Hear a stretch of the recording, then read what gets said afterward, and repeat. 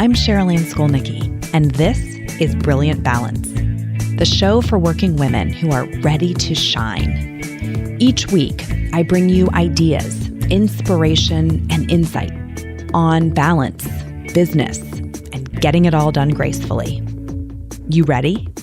Let's be brilliant. This is episode 248. Well, if the most important words in the world are the ones we say to ourselves, then my guest today works in a truly critical arena. He is one of the world's leading experts on controlling the conscious mind. How's that for intimidating? And he really studies how the conversations that people have with themselves impact their health, their performance, their decisions, and their relationships. Dr. Ethan Kross is an award-winning professor at the University of Michigan and also the best-selling author of national bestseller Chatter, The Voice in Our Head, Why It Matters, and How to Harness It. I got to sit down with Ethan this week and have a discussion with him about his book, Chatter, and all of the insights that he shares in it. So we are going to do really a short course for you in today's episode on what is this voice in our head? Why is it talking to us all the time? What are the implications of that, of really never being able to get it to turn off? And what are our tendencies as it relates to managing chatter? And what might be tools that are perhaps even more impactful?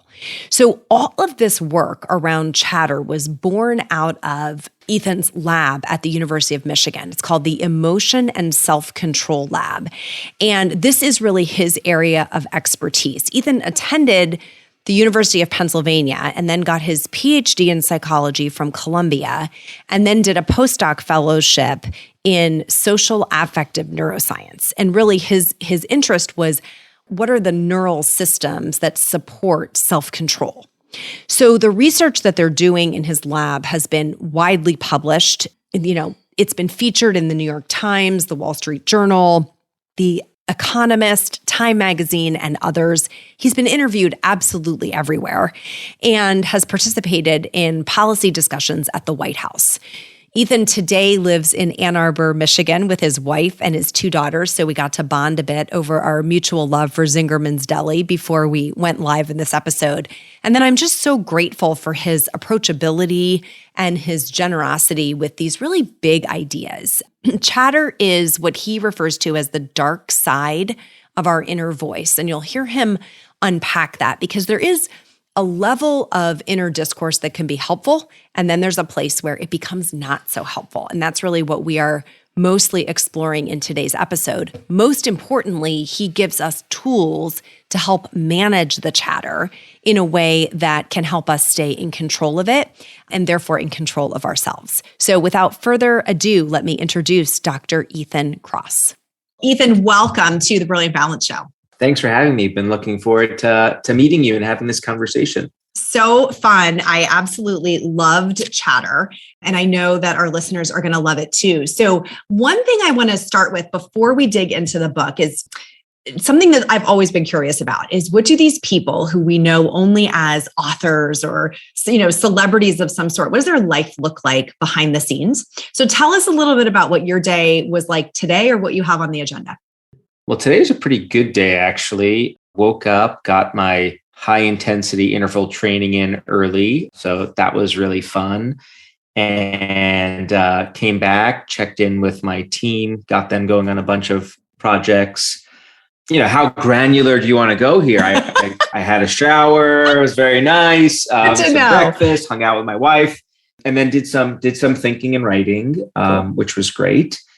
And now I'm here. And after this, and you have kids at home.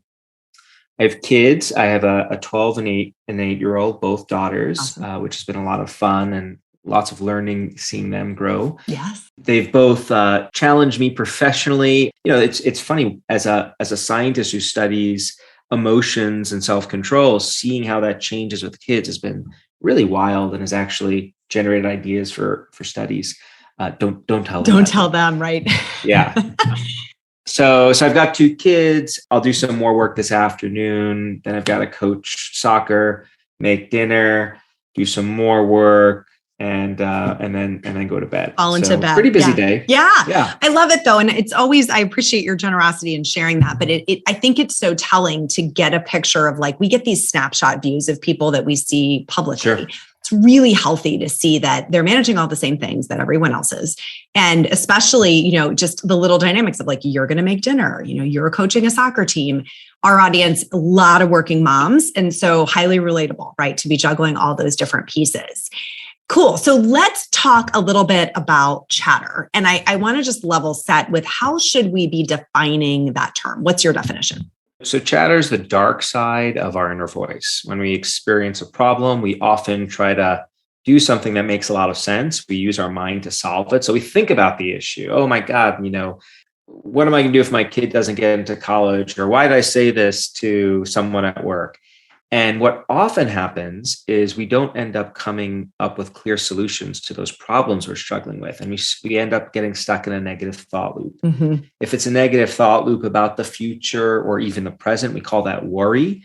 If it's about something that happened in the past, we call that rumination. But the idea is you're just looping over and over. You're not making progress towards solving your problem. You're catastrophizing. Yep. And that's what chatter is. And it's one of the big problems I think we face as a species. So we're spinning. We're sort of talking about the problem with ourselves silently and not actually working towards solutions, even though we might think we are. We're more going over it and over it and over it again without it's like the hamster wheel.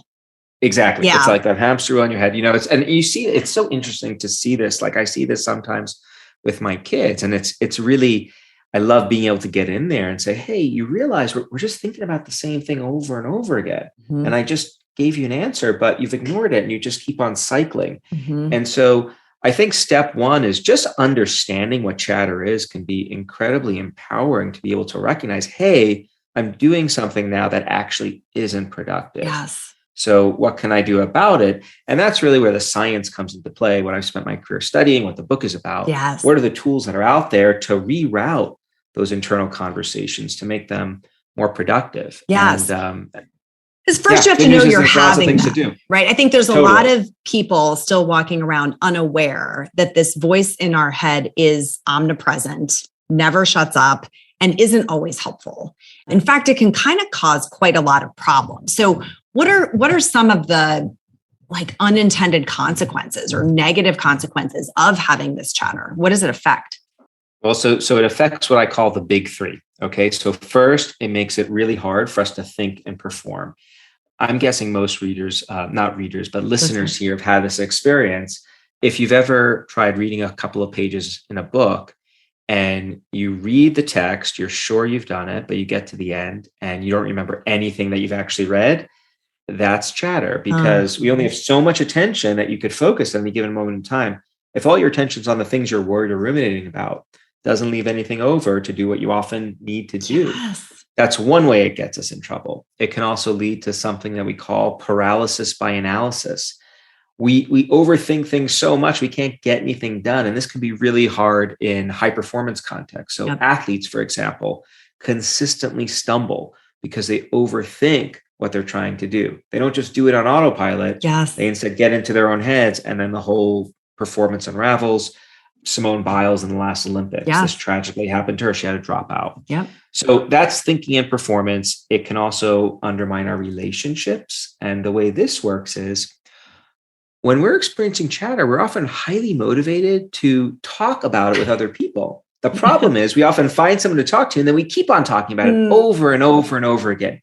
And that can have the unintentional consequence of pushing away people who genuinely care about us.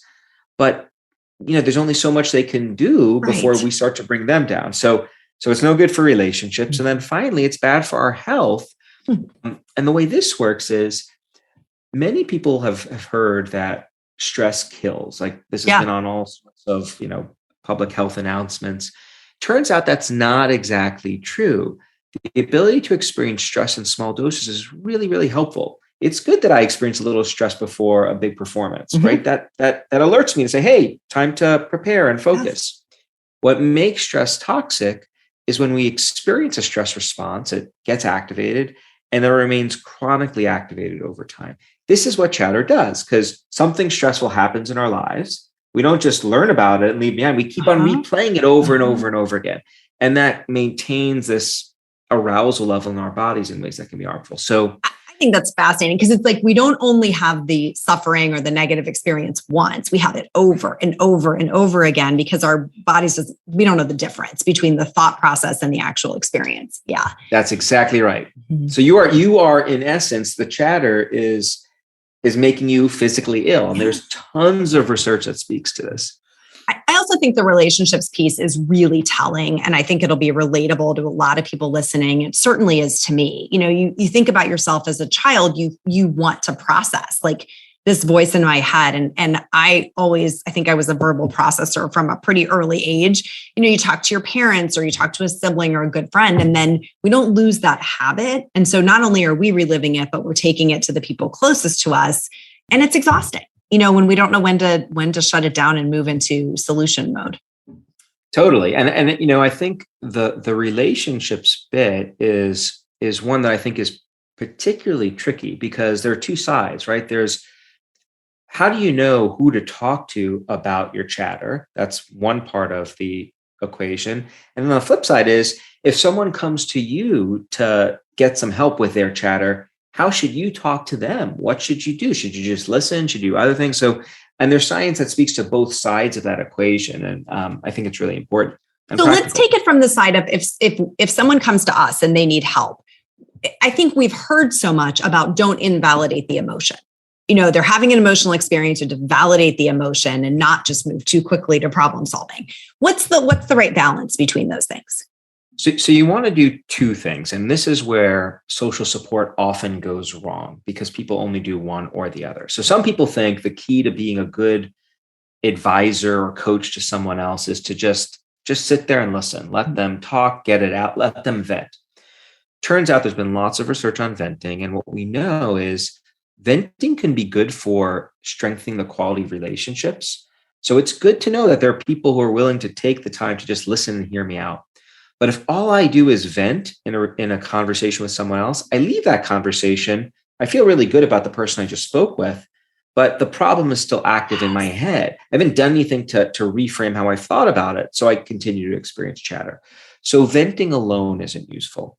The flip side is talking to someone who doesn't validate or empathize and just immediately goes into problem solving mode. That also isn't good, because those people are, to use a technical term, jerks, right? Like, you know, you come to them, you're despondent, you're angry, and well, here's what you should do. And I've done this and it's been great for me. Like, that's not good either. Right. What you want to do is find people who can do both of those things. They first take the time to listen, hear you out, learn about your experience, validate what you're going through. And then at a certain point in the conversation, they start working with you to think differently about what's happening, to help you reframe it. Mm-hmm. That's the signature of a good chatter advisor. Now, there is an art to doing this well. And what I mean by that is, depending on the person and what they're dealing with, sometimes it takes a little bit of time before they're ready to shift from just talking and sharing to trying to reframe. Yes. And so, you know, what I like to tell people is, if you're not sure if someone that you're talking to is ready to shift out of just sharing and venting to looking at that bigger picture, just ask them. And, you know, I'll do this with my wife, and sometimes she'll say, no, I'm not ready. Just keep listening. Other times she'll be like, yes, please. Like, what do you think? And so that's really the blueprint for being a good chatter advisor. For you ask that. Do you have a script that's really helpful, like a phrase you use that moves it? You know, I think I established that connection. I totally get it. Sounds awful. So I validate it a little bit. Mm-hmm. And, you know, genuinely, not inauthentically, like I genuinely care. And then I've got an idea. Can I offer it to you? I almost ask for permission to share. And sometimes, like I just said, sometimes yeah, exactly. I'm not ready yet.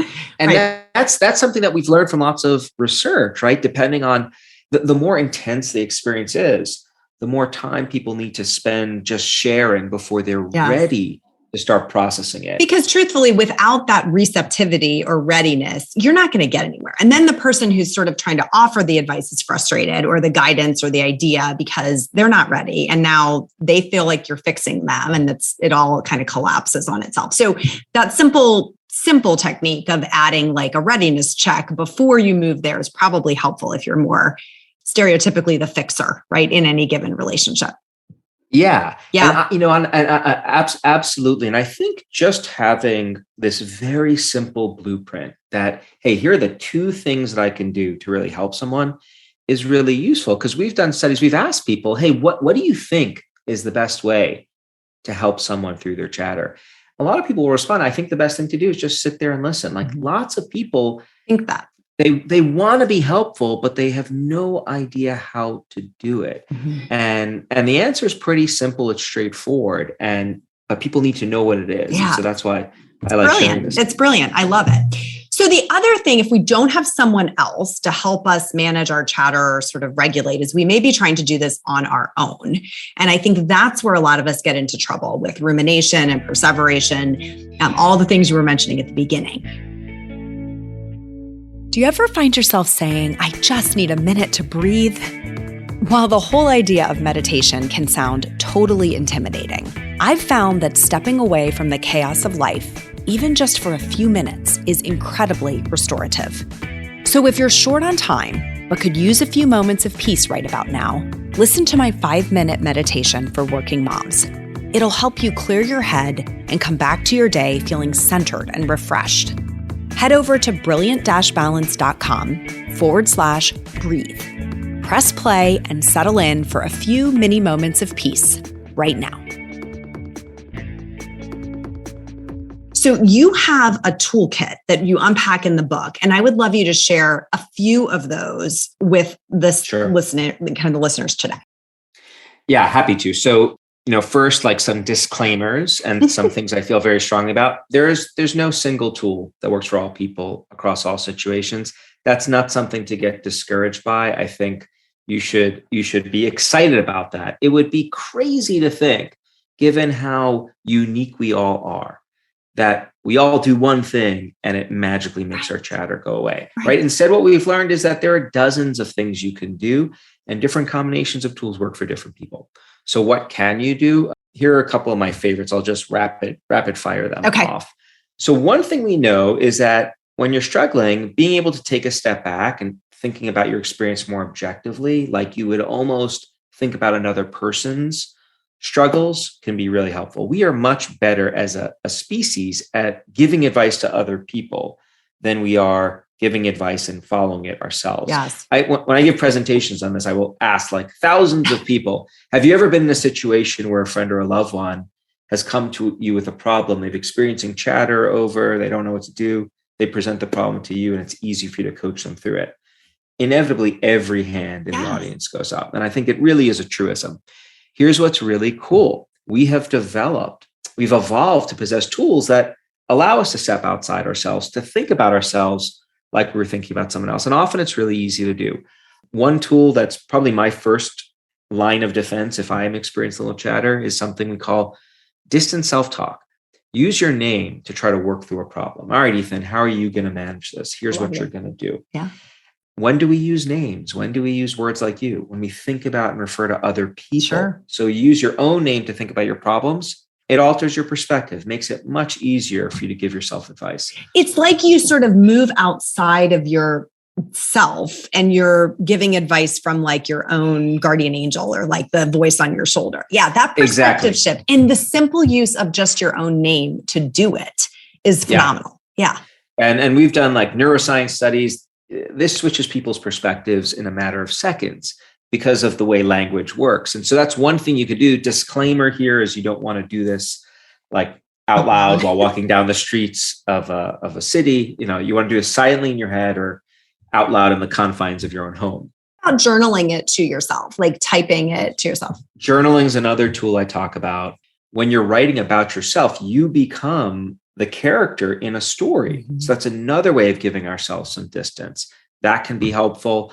Another tool that I love is something that we call mental time travel. When you're stuck experiencing chatter, we zoom in on the problem, it often feels like we can't think about anything else. And we lose sight of the fact that most experiences that we worry and ruminate in our lives, they eventually fade, right? We move on to other things, sometimes other sources of chatter. But if you think about most emotional difficulties you've encountered, they've spiked and then declined. And reminding yourself of that in the moment can be really powerful, because what it does is it gives you hope that you're going to feel better. And so here's an easy way to do that. Ask yourself how you're going to feel about this thing tomorrow morning, or a week from now, or a month from now, or 10 years from now. That highlights the impermanence of what we're going through in ways that can be really helpful. Yes. So those are a couple of distancing tools. We know the outdoors can be really helpful. Increasing your exposure to green spaces can be very helpful for restoring your attention to help you manage your chatter. I see your window. You've got some nice trees there. That's really good. Yes. Creating order around you. That was one that wasn't on my radar. That has been really interesting. And this is so on my radar because I think since I was little, this is a self-soothing approach. So talk a little bit how order in your environment can calm the voice in your head. So, you and I as children were very different, I think. I was also verbal as a child, but I remember the only arguments, I think, like big arguments I had with my mom growing up was why I had to actually keep my room clean. I conveyed to her, I knew where everything was on the floor. So no one's coming in here. What is the point? Why does it matter? I lost that battle. But here's how this works. So traditionally, like my office does have stacks of papers and books, and my wife is forever on my case because there's a trail of clothing from the shower to the closet. She doesn't like that very much. When I have some chat, you're suppressing the dissatisfaction right now. I could tell the judgment. When I'm experiencing chatter, I put everything away. I do it in my office and I go up to the bedroom. I clean up my stuff. I organize my kids' rooms. I clean up the kitchen. And it wasn't until I dove into this research that I understood why I was doing it. So when you're experiencing chatter, it feels like you don't have control. Your thoughts are taken over. And we don't like that. Human beings, we crave control. Right. That makes the world more predictable, and we like predictable things. What we've learned is you can compensate for not feeling in control of your thoughts and feelings by exerting control around you. And tidying up and organizing is a way to do that. Yeah. And so I'll proactively do that nowadays. Like if I know something stressful is coming up, if I'm not quite getting to where I want to be on a manuscript and a deadline is approaching, I'll just, I'll do the dishes. Create some order. I totally agree with the idea of agency that, it's what can I control if something is feeling out of control. I also think it's removing sensory stimulus. So there's, if you're sort of visually assaulted by clutter, getting a sense of order or taking things out of the space around you, I think is like calming to your central nervous system. So for me, I think it works on two levels. Well, and there's absolutely data to support that. There's this one study that showed that when people are stressed out, they actually, if you present them with different kinds of images, one that has a little square around it's nice, neat, and organized, another that's a little bit more abstract, you prefer the neat and organized image. And so, there's something. My husband knows when things are bad when I start removing the labels from branded products so as not to have to deal with that. Like I was taking the label off the toothpaste. He's like, maybe we're going a little far. Fair enough. Yes, that's maybe a little far. And well, let's stay on that beat for a second, right? Because, sometimes people will ask, well, but wait a second, ordering your spaces, like, isn't that something associated with certain types of anxiety disorders like obsessive compulsive disorder and other things? I also talk in the book about the benefits of rituals. Rituals can be really useful for managing chatter. But all of these tools, order, distancing, rituals, if taken to an extreme, they can, of course, be problematic. That is true, I would argue, though, of any tool we have in our toolbox, right? And if you think about like a physical tool, like a hammer does great things, I hear, among people who know how to use it, right? You can build homes and fix things, but in the wrong hands, it could be a source of destruction. Sure. So same is true about all of these tools. You want to use them in the right dosages. And these are modulation tools. So everything really is about finding the center, right? You're describing Absolutely. chatter as I'm agitated. I don't know how to quiet this down. I have this overactive brain. And by the way, in a negative loop, right? The sort of definition of chatter is the dark side of this. Yeah. So we're looking to bring that back to a manageable level. And it's internally defined, right? Which is what I loved about your book is the only person who can decide is it well managed is you based on the experience you're having. So knowing that you're having it, that there is this constant dialogue, being able to assess, is it positive? Is it helping me? Or is it negative, right? Am I stuck somewhere? And then if I'm stuck, that's when I want tools to move out of it. So the list is extensive in the book, and I would encourage everybody to go read it. We're going to link it up, but I want you to talk, if you will, about the mind-body connection and reinterpreting your body's response to the chatter, because I think this is the part we might ignore, and we're trying to think our way out of the situation, and there might be a way to use our body here.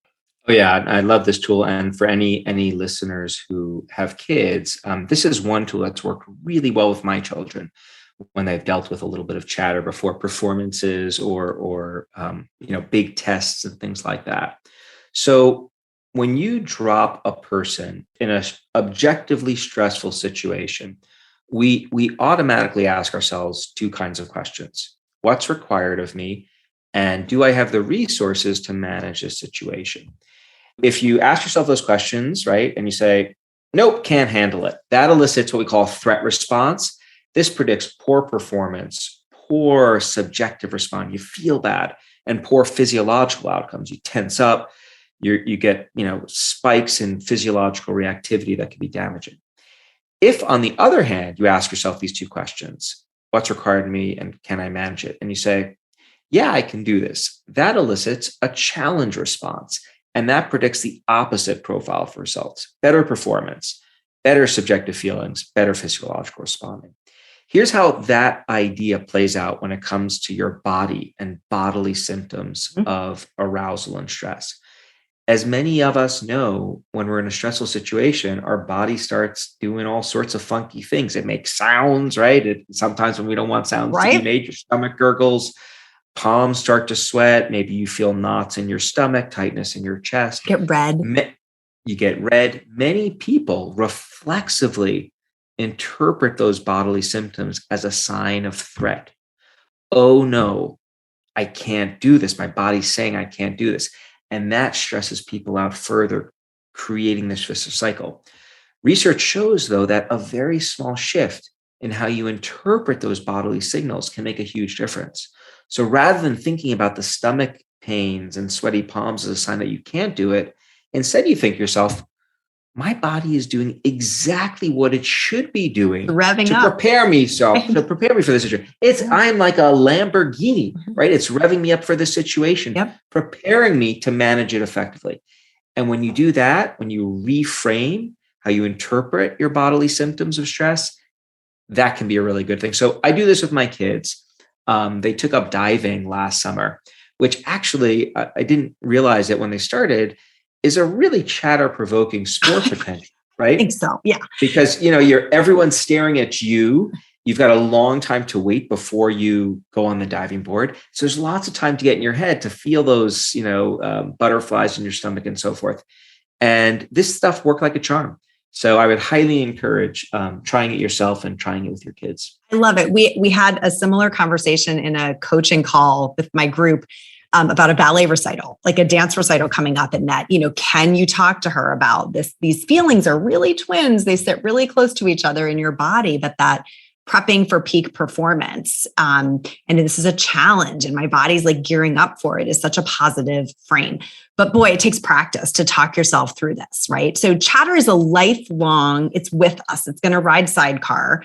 What I love about your book is you're not suggesting that we eliminate it or that it's even possible to. It's really, how do we make peace with it? Maybe get in dialogue with it. So what would you leave people with today as the right sort of frame to be in as it relates to their chatter? I think number one, if you experience chatter, welcome to the human condition. Most people do, at least the ones that I've met, over the past 20 years. Nothing wrong with you as long as it's not extreme. For most of us, chatter is just a part of life. And what really fills me with hope and excitement is just knowing that there are lots of things that we can do. Science-based tools, everything. I am a scientist. Everything I talk about is science-based. I think that's really important. Yes. Because there are a lot of myths out there about how to manage your chatter that can do harm. There are lots of things we could do to manage this chatter effectively and really convert our inner voice into an ally rather than a vulnerability. And I would love for listeners to try out the tools and see how they work for them. Absolutely. Yeah. Okay. Best place to find you online so that we link to the right place in the show notes. www.ethankross.com. And there are links to the book, our lab, other social media sites and things like that. Perfect. We will have everyone do that. Thank you so much for joining me today. This has been fantastic. I loved the book, and I know that a lot of people listening will as well. Thanks for having me. All right. Thank you for tuning in to today's episode. If you are new to the Brilliant Balance podcast and you want to get better connected, head over to brilliant-balance.com/weekly and subscribe to our weekly newsletter. It is a digital delivery to your inbox every Tuesday morning with a roundup of all the activities that are happening in the Brilliant Balance world. You can also join the Brilliant Balance Facebook group by going to Facebook, searching groups for Brilliant Balance, and we will welcome you into that community. And you can take a look at the podcast archives on Apple Podcasts or Spotify or wherever you listen to your podcasts. Search for keywords that might be relevant to you and the problems you're trying to solve, and see what we have for you in our archives of episodes. Again, thanks for tuning in today. Until next time, my friends, let's be brilliant.